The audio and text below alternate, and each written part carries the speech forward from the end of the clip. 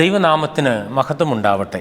വീണ്ടും നാം ഒരു ആഗമന കാലത്തിലേക്ക് പ്രവേശിക്കുകയാണ്. ഈ ഞായറാഴ്ചകളിൽ നമ്മൾ ചിന്തിക്കുന്നത് കർത്താവിൻ്റെ ഈ ഭൂമിയിലേക്കുള്ള ജഡാവതാരത്തെ അറിയിക്കുന്നതിനായി ദൈവം നടത്തിയതായ അരുളപ്പാടുകളിൽ അടിസ്ഥാനമാക്കിയാണ്. ഈ ഞായറാഴ്ച നമ്മൾ ചിന്തിക്കുന്നതായ വിഷയം സെഖര്യാവിനോടുള്ള അരുളപ്പാടാണ്. ലൂക്കോസിൻ്റെ സുവിശേഷം 1-ാം അധ്യായം 5 മുതൽ 23 വരെയുള്ള വാക്യങ്ങളെ അടിസ്ഥാനമാക്കിയാണ് നാം ധ്യാനിക്കുന്നത്. ഈ അരുളപ്പാടുകൾ കർത്താവിൻ്റെ വരവിനെ ഒരുക്കുന്നതും വഴി നിരപ്പാക്കുന്നതും ആയിരുന്നു. ഇവിടെ നാം സെഖര്യാവിനുള്ള അരുളപ്പാടാണ് വായിച്ച് മനസ്സിലാക്കുന്നത്.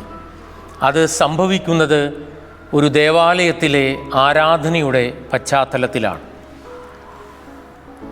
സെഖര്യാവും എലിസബത്തും ദീർഘകാലം കാത്തിരുന്നതായ ഒരു പൈതലിൻ്റെ ജനനം ഈ അരുളപ്പാടിലൂടെ അവരെ അറിയിക്കുകയാണ്. അത് യോഹന്നാൻ സ്നാപകൻ്റെ ജനനമായിരുന്നു. കർത്താവിന് വഴിയൊരുക്കാനായി ലോകത്തിലേക്ക് അയച്ച യോഹന്നാൻ സ്നാപകൻ. ഈ വേദഭാഗം നമ്മിലേക്ക് എത്തിക്കുന്നത് ഒരു വലിയ അരുളപ്പാടാണ്.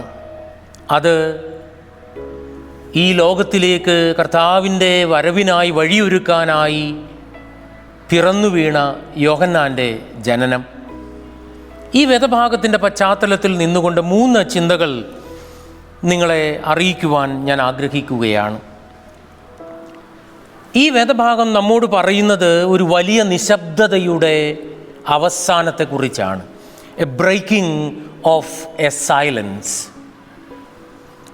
400 വർഷം നീണ്ടുനിന്ന മലാക്കിയുടെ പ്രവചനം മുതൽ ഈ അരുളപ്പാട് വരെ നീണ്ട വർഷങ്ങളിലെ നിശബ്ദത നമ്മൾ കാണുകയാണ്. ആ നിശബ്ദതയെ ഭഞ്ജിക്കുന്ന ഒരു പുതിയ ശബ്ദം ഉടലെടുക്കുകയാണ്. അത് യോഹന്നാൻ സ്നാപകൻ എന്ന വലിയ പ്രവാചകൻ്റെ ശബ്ദമായി നമുക്ക് മനസ്സിലാക്കാനായി സാധിക്കും. 400 വർഷങ്ങൾ നീണ്ടുനിന്ന ഈ നിശബ്ദതയെ തകിടം മറിച്ചുകൊണ്ട് ഈ ശബ്ദം ഒരു അരുളപ്പാടായി സെഖര്യാവിൻ്റെ അടുക്കിലേക്ക് വരികയാണ്. ഈ നിശബ്ദതകളുടെ നടുവിൽ ദൈവത്തിൻ്റെ അരുളപ്പാട് വരുന്നത് ഒരു വലിയ പൊതുജനനത്തിൻ്റെ, ഒരു പുതിയ നിയോഗത്തിൻ്റെ, ഒരു പുതിയ പിറവിയുടെ അടയാളമായി നാം മനസ്സിലാക്കുകയാണ്. നിശബ്ദതകൾ ഒരു പക്ഷേ നമ്മെ പല രീതിയിൽ ചിന്തിപ്പിക്കുന്നതാണ്. പക്ഷേ നിശബ്ദതകളെ മറികടക്കുന്ന ദൈവിക ശബ്ദത്തിൻ്റെ ഉദയമാണ് നാം ഇവിടെ കാണുന്നത്. 400 വർഷത്തെ നിശബ്ദത ഇതാ ഇവിടെ പുതിയ ഒരു പിറവിയുടെ ശബ്ദത്തിൻ്റെ രൂപത്തിൽ അരുളപ്പാടായി നമ്മിലേക്ക് വരികയാണ്. നിശബ്ദതകൾ നമ്മെ തകർത്തു കളയാനുള്ളതല്ല, മറിച്ച് അതിൻ്റെ നടുവിൽ ദൈവത്തിൻ്റെ നിയോഗങ്ങൾ കണ്ടെത്താനുള്ളതാണ്. നീണ്ട കാത്തിരിപ്പുകൾ പലപ്പോഴും നമ്മെ തളർത്തിക്കളയാറുണ്ട്. എന്നാൽ ആ കാത്തിരിപ്പ് ഒരിക്കലും ഒരു അന്തമല്ല. അതിൻ്റെ അവസാനം ഒരു പുതിയ പിറവിയുണ്ട് എന്നുള്ള വലിയ നിയോഗം ഇത് നമ്മെ ഓർമ്മിപ്പിക്കുകയാണ്. രണ്ടാമത്തെ ചിന്ത ഈ വേദഭാഗം നമ്മോട് പറയുന്നത് the birth of a new possibility എന്നുള്ളതാണ്. ഒരു പുതിയ സാധ്യതയുടെ ജനനമാണ് നാം ഇവിടെ കാണുന്നത്. സെഖര്യാവിനോട് ഈ അരുളപ്പാട് നൽകുമ്പോൾ സെഖര്യാവ് ദൂതനോട് പറയുന്നത് എൻ്റെ മുൻപിലുള്ള സാധ്യതകളെല്ലാം അടഞ്ഞിരിക്കുന്നു എന്നുള്ളതാണ്. നമ്മളെപ്പോഴും ചിന്തിക്കുന്നത് നമ്മുടെ സാധ്യതകളെക്കുറിച്ചാണ്. എന്നാൽ ഈ അരുളപ്പാട് ഒരു പുതിയ സാധ്യത, അത് ദൈവികമായ സാധ്യതയാണ്. A new option beyond human options. മനുഷ്യൻ്റെ എല്ലാ സാധ്യതകൾക്കും അപ്പുറമായുള്ള ദൈവത്തിൻ്റെ ഒരു സാധ്യത.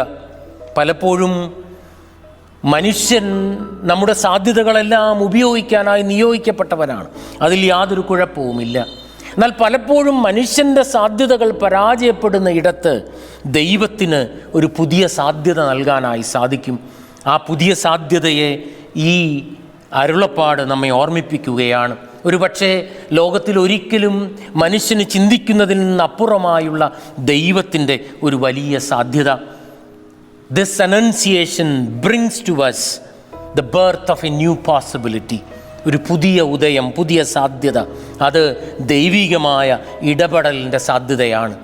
നമ്മുടെ സാധ്യതകളൊക്കെ നമ്മൾ ഉപയോഗിക്കുമ്പോഴും പലപ്പോഴും അതിൽ പരാജയം സംഭവിക്കാൻ സാധ്യതയുള്ളപ്പോഴും ദൈവത്തിൻ്റെ സാധ്യതകൾ പുതിയ പിറവികൾക്ക് തുറവി നൽകുന്നതാണ് എന്ന് നാം ഓർത്തുകൊള്ളണം. മൂന്നാമത്തെ ചിന്ത ഈ ഭാഗത്തു നിന്നും ഞാൻ പങ്കുവയ്ക്കുന്നത് the beginning of a new voice എന്നുള്ളതാണ്. ഇതൊരു പുതിയ ശബ്ദത്തിൻ്റെ പുറപ്പാടായിരുന്നു. എന്താണ് ആ പുതിയ ശബ്ദം?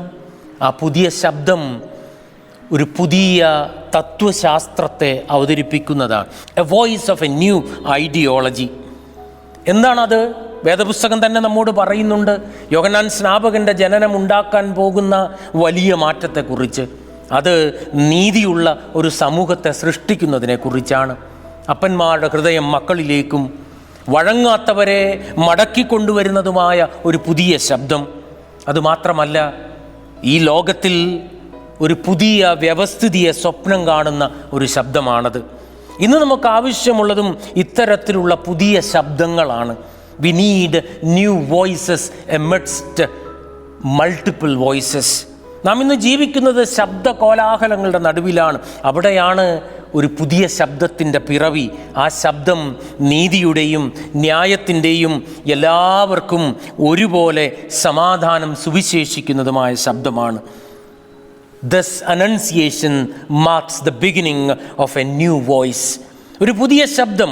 ഒരു പക്ഷേ നിശബ്ദതകളിൽ നിന്നും ഈ പുതിയ ശബ്ദം ഉദയം ചെയ്യുന്നത് കർത്താവിൻ്റെ വരവിൻ്റെ ഒരു പുതിയ ശബ്ദമാണ്. അത് നീതിയുടെയും ന്യായത്തിൻ്റെയും നന്മയുടെയും സമാധാനത്തിൻ്റെയും ശബ്ദമാണ്. ആ ശബ്ദമാണ് ഇന്ന് എനിക്കും നിങ്ങൾക്കും ആവശ്യമായിട്ടുള്ളത്. സഖരിയാവിനോട് ഈ അറിയിപ്പ് നൽകുമ്പോൾ 3 ചിന്തകളാണ് ഞാൻ പങ്കുവച്ചത്. ഒന്ന്, this is a breaking of a silence. ദീർഘകാലം മനുഷ്യനെ അലട്ടിയിരുന്ന നിശബ്ദതയുടെ ഒരു ഭഞ്ജനം ഇവിടെ നമ്മൾ കാണുകയാണ്. 2, A birth of a new possibility. ഒരു പുതിയ സാധ്യതയുടെ ഉദയം ഈ വേദഭാഗം നമുക്ക് തരികയാണ്. 3, it is the beginning of a new voice. ഇതൊരു പുതിയ ശബ്ദത്തിൻ്റെ തുടക്കമാണ്. സഖരിയാവിനോട് ദൈവം ഈ അരുളപ്പാട് നൽകുമ്പോൾ ഈ പുതിയ ശബ്ദത്തിനായി നമുക്ക് കാതോർക്കാം. ഇന്നത്തെ വലിയ ശബ്ദ കോലാഹലങ്ങളുടെ നടുവിൽ ഈ പുതിയ ശബ്ദത്തെ കേൾപ്പാൻ നമുക്ക് ഇടയായി തീരണം. ദൈവം നമ്മെ അനുഗ്രഹിക്കട്ടെ.